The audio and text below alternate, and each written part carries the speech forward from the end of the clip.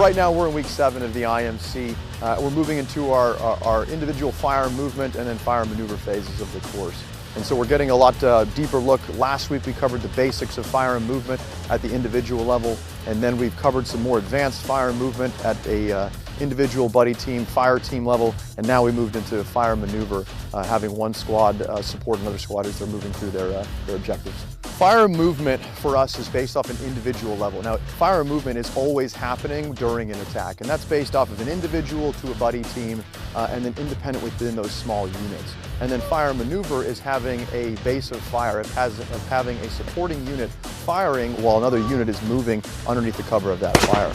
And that's what we have here this week, is we have our entry-level students now providing a base of fire through our direct fire machine guns themselves.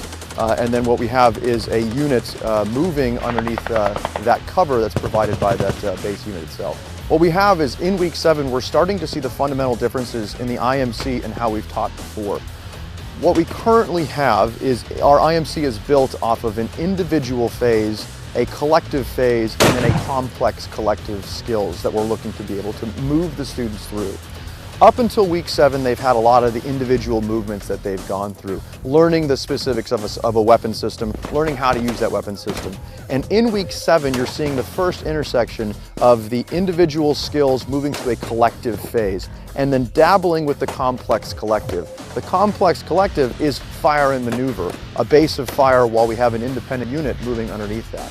As we move into our further phases, we will be only in the complex collective. What we like about IMC is that we're challenging the students. We're offering the students a bar and having them move to that bar themselves. Through what we're doing is the hard work of the individual instructors themselves. Everything is based off of a mentorship, role model type methodology.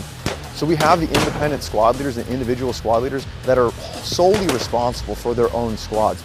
And it's working really well for us. What we have is a lot of students are willing and able to ask questions. The students are able to fail in a safe environment and then immediately receive valid feedback from that instructor who has now experiential knowledge. So what we have is a combination of doctrinal education and experiential knowledge coming together within the IMC. The squad leader is the crux of that, and the students are benefiting from the experience of the squad leader with the doctrinal requirements that we're required to teach here at the IMC itself.